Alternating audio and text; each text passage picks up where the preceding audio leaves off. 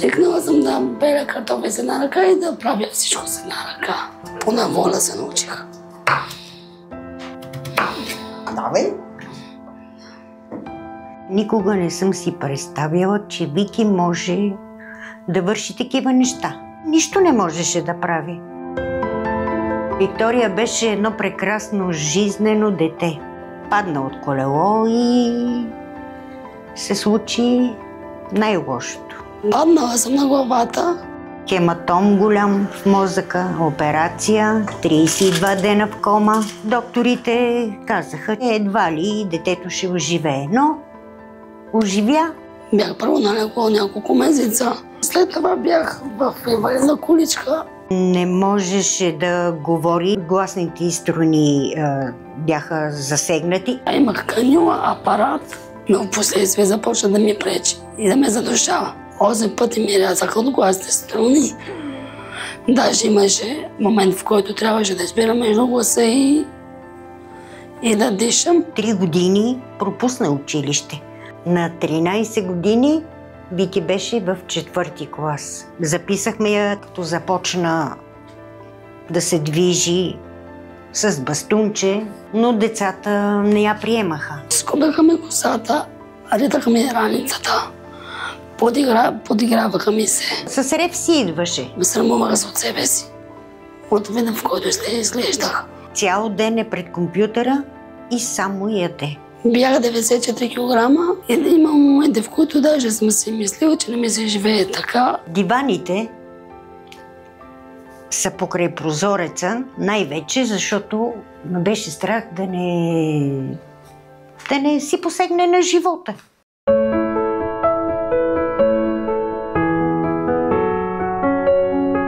Един прекрасен ден поглеждам надолу и виждам, че се събират хора, балони, нещо ще става. И вече 8 години си ходя на 2 минути от вкъщи.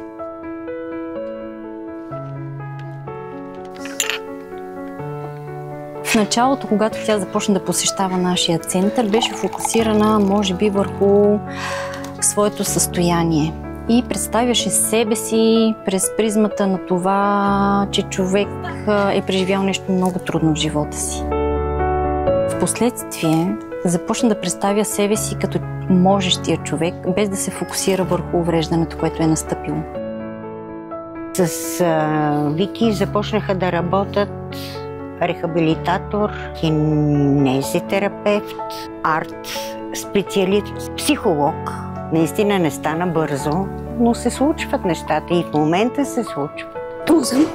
Научих и да ставам, когато падна. В началото загубваше равновесие и се налагаше да бъде вдигана от паданията й. Тя нямаше уменията да си помага сама и тя беше обучена как да успява да запазва равновесие. Силно искам да чувам.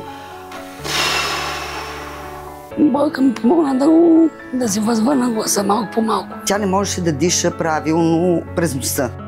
Много усилия ни действаше това, докато се научи, защото тя, мисля, че около 8 години е дишала през това апаратче. Тя се мотивира много, след като и се махна това апаратче. Започнахме точно с дихателните упражнения. Целият този процес ми отне около 5-6 години да свигне, да се науча да говоря така и да дишам. Борислава Маназиева много ми помогна да взема втората си матура по биология. Беше изпълнена с колебания, дали ще успее или не. Предложих и да опитаме заедно. Решавах тестове и я изкарах. Почти с петица. И може би това е един от моментите, в които човек израства, вярвайки в себе си. Това даде възможност в бъдеще тя да се възползва и от програмите, които са за работа. Вики за 2 години 27 кг е надолу.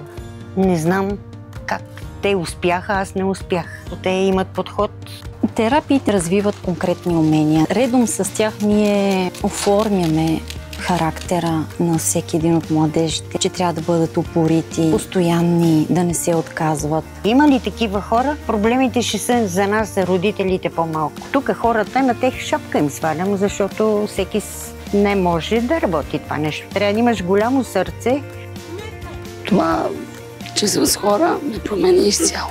Мога сама да справя с всичко.